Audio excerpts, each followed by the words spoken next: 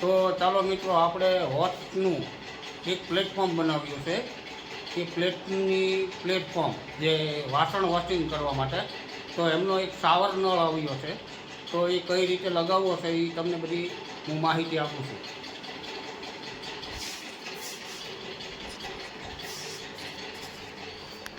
જે આ રીતનો નળ છે એ ચાઇના છે, મેડ ઇન ચાઇના. જે પાર્ટીએ મગાવ્યો છે, તો એને અંદર આ પ્લેટફોર્મની અંદર પથ્થરની અંદર હોલ મારીને 40 mm હોલ મારીશું આપણે, અને હું તમને આગળની જર્ની બતાવીશ. તો તમામ પ્લમ્બર મિત્રો જોજો, કોમેન્ટ કરજો.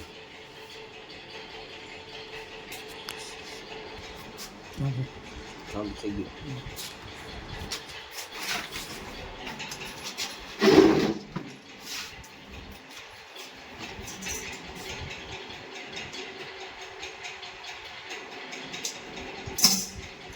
આમાં ઠંડુ અને ગરમ બે નળ પાણી આવશે.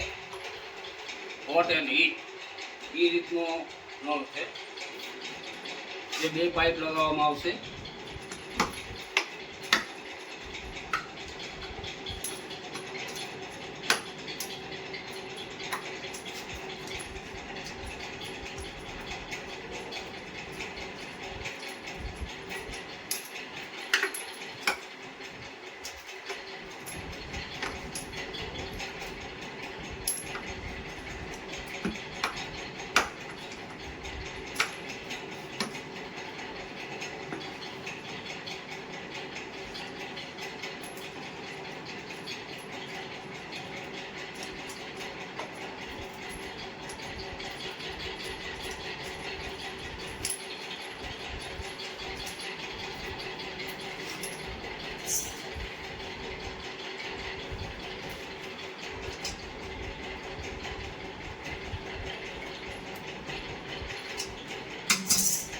એમાં વજન આવે છે, જે આ પાઇપમાં લાગશે. આ શાવર જે ખેંચે એટલે વજન આમ થાય, એટલે આમથી આમ થાય, એ હું તમને આગળ બતાવીશ.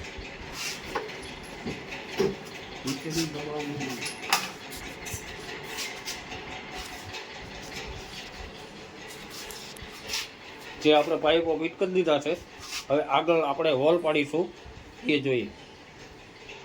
ચાલો મિત્રો, આપણે નળનો જે કોર કટિંગ ટાઈપ ડાયમંડ પાનાથી 40 mm નો હોલ મારવાનો છે.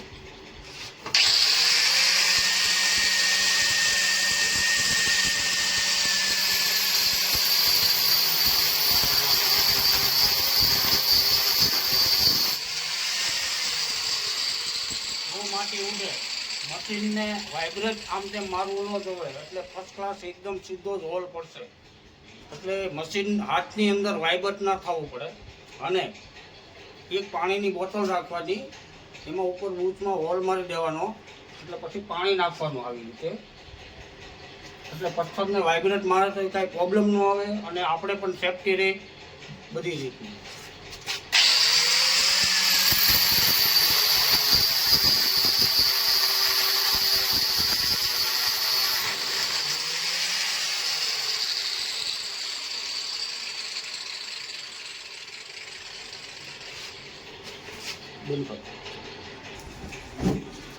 બધી પાઇપો ફિટ કરી દીધી છે.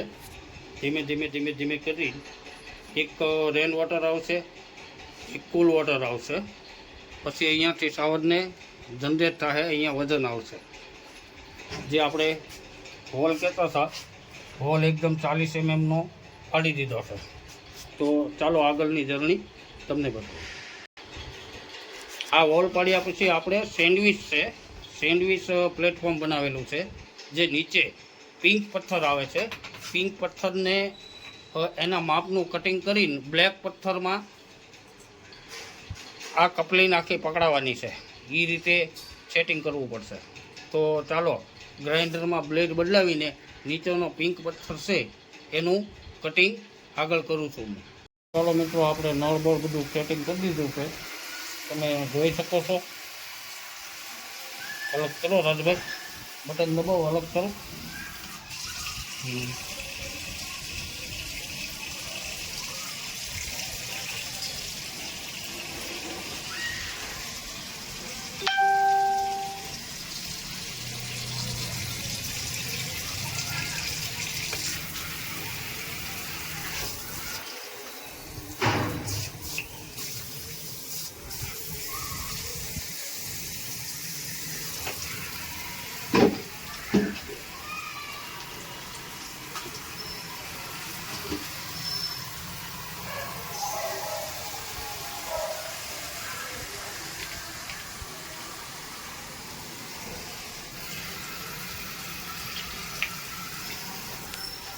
તો ચાલો મિત્રો, આપણી ધરણી અહીંયા પૂરી. વિડીયો કેવો લાગ્યો છે કોમેન્ટ કરજો, ચેનલ સબસ્ક્રાઈબ કરજો.